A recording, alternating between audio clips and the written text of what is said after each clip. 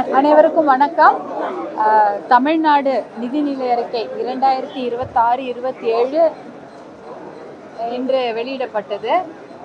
முதற்கான 2 மணி நேரமாக அந்த நிதிநிலை அறிக்கை வெளியிடப்பட்டது. அதில் பார்த்தீங்கன்னா சேவை உரிமை பெறும் அந்த சட்டம் இது நிறைவேற்றப்பட்டிருக்கிறது. அது ரொம்ப வரவேற்கப்பட வேண்டிய விஷயம். பாட்டாளி மக்கள் கட்சியின் நிலைப்பாடு கிட்டத்தட்ட 10 ஆண்டுகளாக இதை பற்றி நாங்கள் பேசிக்கொண்டு வருகிறோம். 2016 சேவை உரிமை பெறும் சட்டத்தை கண்டிப்பாக தமிழ்நாட்டில் கொண்டு வர வேண்டும் என்ற ஒரு நிலைப்பாட்டை நம்ம தொடர்ந்து வலியுறுத்தி கொண்டிருக்கிறோம்.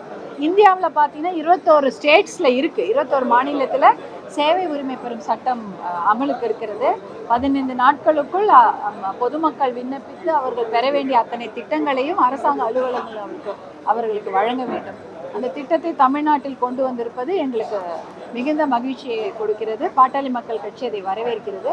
அதே போல் சில திட்டங்களான தாய்மாமன் சீர், அண்ணன் சீர் போன்ற திட்டங்களையும் வரவேற்கின்றோம். முதியோருக்காக ஒரு சிறப்பு திட்டங்களை இன்னைக்கு அனௌன்ஸ் பண்ணியிருக்கிறாங்க. பல மாவட்டங்களில் முதியோருக்கான ஒரு மையங்கள் ஏற்படுத்தப்பட்டு அவர்களுக்கு ஒரு நல்ல வாழ்க்கை கொடுக்கப்படும்னு சொல்லியிருக்கிறாங்க. அதை நாங்கள் வரவேற்கிறோம்.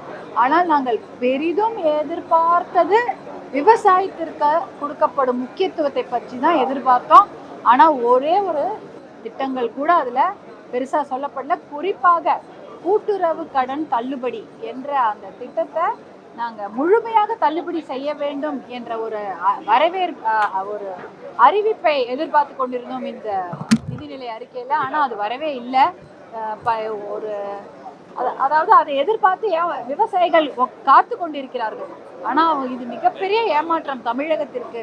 ஏன்னா வேளாண்மைக்கு தான் முக்கியத்துவம் கொடுக்கணும். ஒரு பட்ஜெட் அப்படின்னா அது 6% ஒரு குறைஞ்சது ஒரு 3% ஜிடிபியாவது வேளாண்மைக்கும் முக்கியமான துறைகளான கல்வித்துறை, வேளாண்மை துறை, ஹெல்த், அந்த சுகாதாரத்துறைக்கு கொடுக்கணும். ஒரு 3% கொடுத்துருக்கணும் குறைஞ்சது. ஆனால் இங்கே 1% கூட இல்லை. 1%க்கும் கம்மியாக, இல்லை 1% கொஞ்சம் கூடுதலாக தான் இந்த மாதிரி முக்கியமான துறைகளுக்கு நிதி ஒதுக்கீடு செய்யப்பட்டிருக்கிறது. குறிப்பாக வேளாண்மை துறைக்கு மிக சொற்பம். அதாவது கடந்த நிதிநிலை அறிக்கையில் வழங்கப்பட்டதை விட ஒரு ஒரு ஒரு 300 கோடி, 400 கோடி, 250 கோடி குறைவாக நிதி ஒதுக்கப்பட்டிருக்கிறது. அப்போ என்ன அர்த்தம் பாருங்க. இப்போ யோசிச்சு பாருங்க.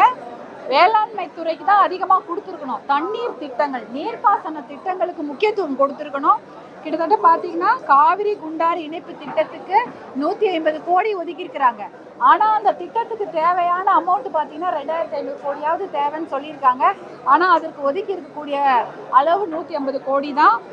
Pennaiyar, Palar, DPR detail project ரிப்போர்ட்டுக்கு ஒரு 50 கோடியும், காவிரி கொள்ளிடம் அந்த டீட்டெயில் ப்ராஜெக்ட் ரிப்போர்ட்டுக்கு 10 கோடி ஒதுக்கியிருக்காங்க. அது பரவாயில்ல. அது டிபிஆருக்கு ஒதுக்கப்பட்டது. ப்ராஜெக்ட் ரிப்போர்ட்டை கேட்டிருக்கிறாங்க. அதற்கப்புறம் அடுத்த ஆண்டு ஒதுக்கப்பட்டால் ரொம்ப நல்லாயிருக்கும். ஆனால் நாங்கள் மிகவும் எதிர்பார்த்த தருமபுரி காவிரி உபரிநீர் திட்டத்தை பற்றிய அறிவிப்பு எதுவுமே வரலை. அது மிகப்பெரிய ஏமாற்றத்தை கொடுக்கிறது. அதே போல் அரியலூர் சோழன் பாசன திட்டம், அதை பற்றி அறிவிப்பு வரவில்லை. காவிரி சரபங்கா திருமணி முத்தாறு இணைப்பு திட்டம், அப்படிப்பட்ட அந்த திட்டத்திற்கான பட்ஜெட் ஒதுக்கீடு பற்றிய அறிவிப்பு வராதது மிகப்பெரிய ஏமாற்றத்தை கொடுக்கிறது. அதுவும் வேளாண்மை துறைக்கு இந்த திட்டங்கள் டிபிஆருக்கு தான் அனுமதி கொடுத்துருக்குறாங்களே தவிர திட்டத்துக்கு அனுமதி கொடுக்கல.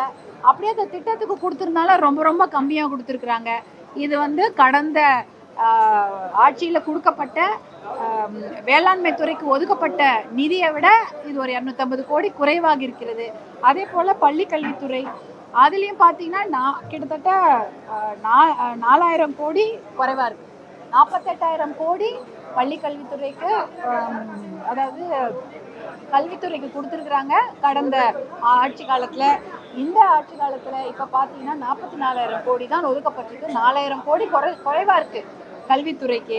இதெல்லாம் ரொம்ப எப்படின்னா முக்கியமான subject education, health and agriculture, இந்த 3க்குமே நிதி ஒதுக்கீடு குறைஞ்சிருக்குது. இது ரொம்ப ஏமாற்றம் அளிக்கிறது. இதனால நிறைய விஷயங்கள் பாதிக்கப்படும். எல்லாருக்கும் நல்லா தெரியும், தண்ணி இல்லைன்னா சாப்பாடு இல்லை. நீங்க வந்து ரோடுக்கோ இல்ல இப்ப சென்னைக்கு வந்து நிதி ஒதுக்குறீங்க, தெருக்களை சுத்தமாக வைத்துக் கொள்வதற்கும் அதனுடைய இன்ஃப்ராஸ்ட்ரக்சர் டெவலப் பண்றதுக்கு. கூவம் அடையாரை வந்து சுத்தப்படுத்துறதுக்கா இல்ல பியூட்டிஃபிகேஷனுக்கா? அது வந்து தெளிவில்லாம இருக்கு. ஏன்னா பியூட்டிஃபிகேஷன் வேற, சுத்தப்படுத்துறது வேற. சுத்தப்படுத்துறதுனா குப்பையை அள்ளுறது கிடையாது, கொற்ற குப்பையை தடுத்து நிறுத்தினாலே கூவம் அடையாறு சுத்தமாகிவிடும். அதுதான் மெயின். கூவம் அடையாறுக்குலாம் என்ன சுத்தமாகுது? மக்கள் வெளிவிடக்கூடிய அந்த ட்ரைனேஜை அங்க கொண்டு வந்து கொட்டுறதும், பக்கத்துல இருக்கக்கூடிய நிறைய தொழிற்சாலைகள்லேருந்து வர கழிவு நீரும் தான் இந்த கூவம் அடையாரை மாசுபடுத்துது. தமிழ்நாட்டில் உள்ள அத்தனை நகராட்சிகளிலும் சுத்தமான அசுத்தமான சாக்கடை கழிவு நீர் தான் சுத்தமான தண்ணியில கலக்குறாங்க. எல்லா ஊர்லயும் நடக்குது, சென்னை மட்டும் இல்ல, தருமபுரியிலே அதான் நடக்குது. ஆற்று நீரில் மாசுபட்ட கழிவு நீர் கலக்கிறது. இதை தடுத்து நிறுத்தணும்னா அதுக்கு நிறைய செலவு பண்ணணும். இது கூவம் அடையாறு ஏற்கனவே இது மாதிரி 100 முறை அனௌன்ஸ் பண்ணிட்டாங்க. அதை போல ஒரு திட்டமா வெறும் பியூட்டிஃபிகேஷன் அழகுபடுத்துறதா இல்ல குப்பையை சுத்தப்படுத்துறதா, கலக்கக்கூட கழிவு நீரை அது சோர்ஸ்லேயே தடுத்து நிறுத்துறதா, இப்படிப்பட்ட தெளிவுகளை கொடுத்துருக்க வேண்டும். அதை பத்தி எதுவும் இதுல இல்லை, வெறும் திட்டம் மட்டும் சொல்லியிருக்கிறாங்க. அதனால இது வந்து தண்ணீரை சுத்தப்படுத்தக்கூடிய அந்த திட்டங்களுக்கு நிறைய விரிவான திட்ட அறிவிப்பும் வர வேண்டும். அதே சமயம் அதுக்கு நிறைய நிதியும் ஒதுக்க வேண்டும். அப்புறம் இன்னொன்று வந்து ஸ்போர்ட்ஸ்க்கு முக்கியத்துவம் கொடுத்து பட்ஜெட்ல பண்ணியிருக்காங்க. ஸ்போர்ட்ஸுக்கு வந்து பிள்ளைகளுக்கு 1 மணி நேரம் பள்ளிக்கூட நேரத்தை விட தாண்டி 1 மணி நேரம் ஸ்போர்ட்ஸுக்கு முக்கியத்துவம் கொடுத்துருக்கிறதா அனௌன்ஸ் பண்ணியிருக்காரு அமைச்சர். ஆனால் நீங்கள் என்ன பண்ணிட்டீங்க, ஏற்கனவே 300 பேருக்கு இருந்த உடற்பயிற்சி ஆசிரியரை 700 பேருக்கு ஒருத்தர் மாற்றிட்டீங்க. அப்போ ஒரு உடற்பயிற்சி ஆசிரியர் 700 பேருக்கு எடுக்கணும்னா அவர் 3 ஸ்கூலுக்கு போகணும். சில கிராமத்தில் பார்த்தீங்கன்னா ஒரு ஸ்கூலில் ஒரு 300 பேர் தான் இருப்பாங்க. அப்போ அந்த உடற்பயிற்சி ஆசிரியர் 3 ஸ்கூலுக்கு போவாரா, 3 இடத்துல இருப்பாரா? எனக்கு அது தெளிவில்லாமல் இருக்குது. அப்போ ஸ்போர்ட்ஸுக்கு முக்கியத்துவம் கொடுத்தீங்கன்னா நீங்கள் அதுக்கு இன்ஃப்ராஸ்ட்ரக்சருக்கு முக்கியத்துவம் கொடுக்கணும். இடம் மட்டும் கட்டிட்டா போறாது, அதுக்கு நீங்கள் மேன் பவர் கொடுக்கணும். இப்போ எல்லாமே பார்த்தீங்கன்னா பாத்ரூம் பற்றி சொல்லியிருக்கிறீங்க. பள்ளிக்கூடங்கள்ல கல்லூரிகள்லாம் அரசு கல்லூரிகள்லையோ பள்ளிக்கூடங்கள்லையோ பாத்ரூம்லாம் சரியில்லை, அதெல்லாம் கொஞ்சம் சரி பண்ணணும், இன்ஃப்ராஸ்ட்ரக்சர் சரி பண்ணணும், நல்லா சுகாதாரமாக இருக்க வேண்டும் என்றால் திருப்பி அதற்கு ஆட்களை போட வேண்டும். இப்போ பற்றாக்குறை தான், ஆட்கள் பற்றாக்குறை. எல்லாமே ஒப்பந்தம், கான்ட்ராக்டு, டெம்பரரி பேசிஸ், மறுபடி இதான் நடந்துட்டு இருக்குது.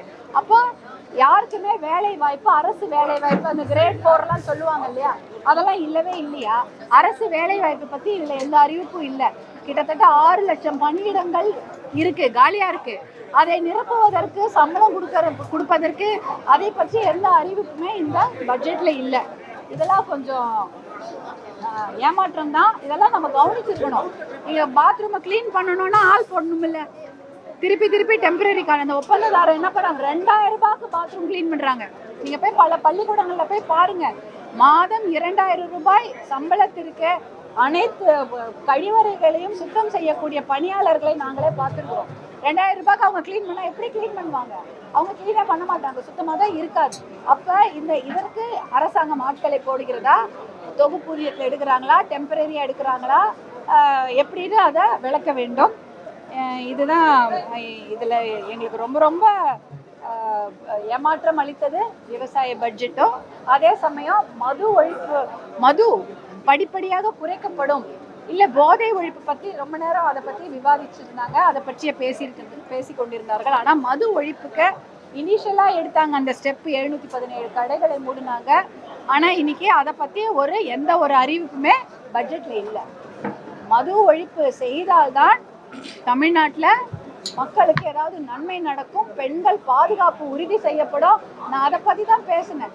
மதுக்கடைகளை நீங்கள் மூடலைன்னா பெண்கள் வெளியே வர முடியாது, பயந்து தலையை குடிந்து கூட தான் வெளியில் வருவாங்க. வேலைக்கு போக முடியாது, பள்ளிக்கூடத்துக்கு போக முடியாது, எந்த ஒரு விஷயத்துக்கும் செல்ல முடியாது என்பதை பற்றி தான் சொல்லியிருந்தேன். அந்த மது ஒழிப்பு பற்றியும் மதுக்கடைகளை மூடுவது பற்றியும், மதுக்கடைகளை மூடினால் ஆல்டர்னேட் வருமானத்தை பற்றி இந்த பட்ஜெட்டில் எந்த ஒரு குறிப்பும் தெளிவும் இல்லை.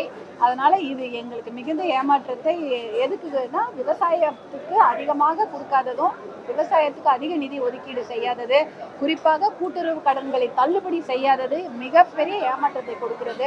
நீர்ப்பாசன திட்டங்களுக்கு முக்கியத்துவம் கொடுக்காதது மிகப்பெரிய ஏமாற்றத்தை கொடுக்கிறது. விவசாயத்துக்கு சுத்தமாகவே ஒரு முக்கியத்துவம் இல்லாம அதை விட்டுட்டாங்களோ அப்படின்ற ஒரு மன வருத்தத்தை இந்த பட்ஜெட் எங்களுக்கு கொடுக்குது. மது ஒழிப்பை பற்றியும் மதுக்கடைகளை மூடுவதை பற்றியும் அதை பற்றிய எந்த ஒரு அறிவுக்கும் இந்த பட்ஜெட்ல இல்ல. அதுவும் எங்களுக்கு மிகப்பெரிய ஏமாற்றம். நன்றி. நிதி பற்றாக்குறை ரொம்ப கடுமையா இருக்கு. இன்னும் 2 ஆண்டுகளுக்கு இந்த பிரச்சனையை சரி செய்ய கால அவகாசம் வேணும்.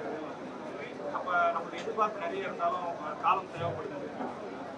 நீங்க 2 வருஷத்துல இப்ப ஏஐக்கு முக்கியத்துவம் கொடுத்து நிறைய பட்ஜெட்ல பார்த்திருக்கிறீங்க. ஏஐ கொஞ்ச நாள்ல பாத்தீங்கன்னா நிறைய பேருடைய வேலை வாய்ப்பை பிடுங்கிக் கொள்ள போகுது. கண்டிப்பாக அது நடக்கும். ஏன்னா ஆர்டிஃபிஷியல் அது இன்டெலிஜென்ஸ்ன்றது நிறைய வேலை வாய்ப்புகளை அதுவே எடுத்துக்கொள்ள போகுது. ஆனா வேளாண்மைக்கு அப்படி கிடையாது. ஆர்டிஃபிஷியல் இன்டெலிஜென்ஸ் வேளாண்மையோ சாப்பாடு யாருக்கும் போட போறது. வயல்ல இறங்கி அந்த விவசாயிகள் வேலை செய்தால்தான் நம்ம ஊருக்கு சாப்பாடு போட முடியும். அதை ஏஐ பிடுங்கிக் கொள்ள முடியாது. அப்படி இருக்கும்போது ஏஐக்கு முக்கியத்துவம் கொடுத்திருக்கிறீர்கள், கூடுதல் முக்கியத்துவத்தை வேளாண்மைக்கு கொடுத்திருக்க வேண்டும் என்பதுதான் எங்களுடைய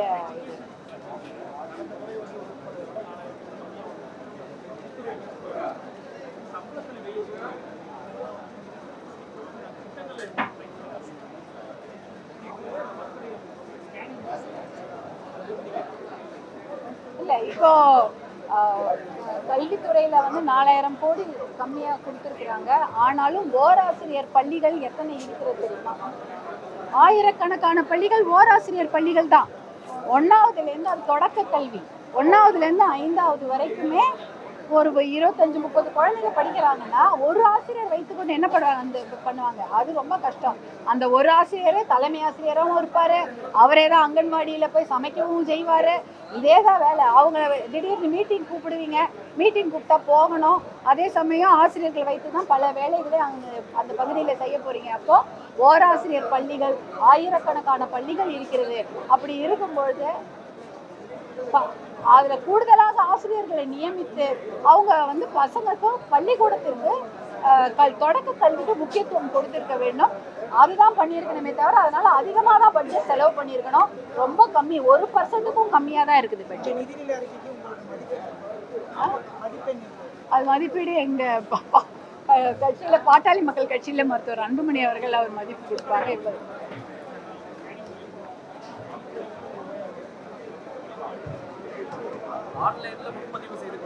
நாங்க எங்களுடைய கொள்கையை படிப்படியாக முற்றிலுமாக மதுவிலக்கு வேண்டும் என்பதுதான். ஆனால் படிப்படியாகவாவது மதுக்கடைகளை மூடி பெண்களுக்கு ஒரு மன நிம்மதியை, கிராமத்து பெண்களுக்கு போய் பாருங்க, மன நிம்மதி என்பதே கிடையாது. இந்த மதுக்கடைகளால் அவங்க படும் அவஸ்தை சொல்லி மாளாது, பாவமா.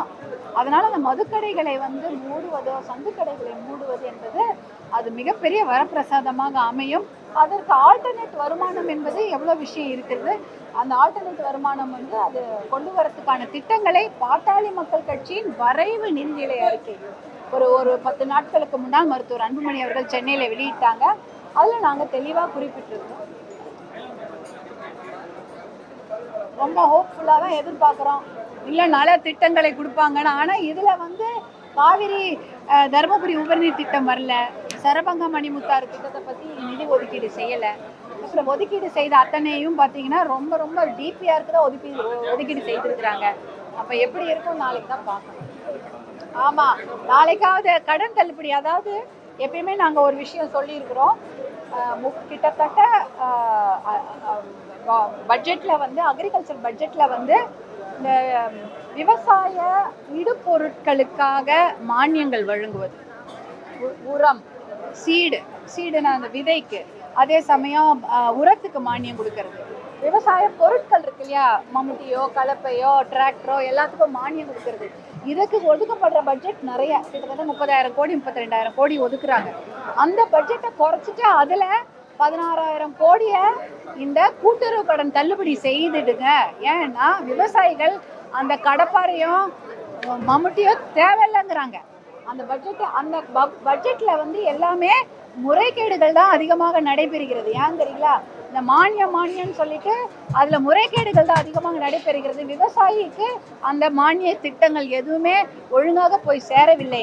அதனால அந்த 32,000 கோடி பட்ஜெட்ல அதுல பாதி 16,000 கோடியை கூட்டுறவு கடன் தள்ளுபடி செய்திருங்க அப்படின்றது அவங்களுடைய கோரிக்கையா இருக்கு. அந்த கோரிக்கையை இன்னைக்கு நான் திருப்பி தமிழக அரசுக்கு நாங்க வைக்கிறோம். ஏனென்றால் நாளைக்கு அக்ரிகல்ச்சர் பட்ஜெட், விவசாய பட்ஜெட் வெளியிட போறீங்க. அந்த வேளாண் நிதிநிலைத்துறை அறிக்கையில அப்படிப்பட்ட ஒரு நல்ல செய்தியை நாளைக்கு சொல்வீங்கள் என்று, விவசாயத்துல கூட்டுறவு கடன் முழுமையாக தள்ளுபடி செய்யப்படும் என்ற ஒரு நல்ல அறிக்கையை நாளைக்கு விவசாய நிதிநிலை அறிக்கையில தெரிவிப்பார்கள் தமிழக அரசு என்று நம்பிக்கையோடு காத்திருக்கிறோம். நன்றி.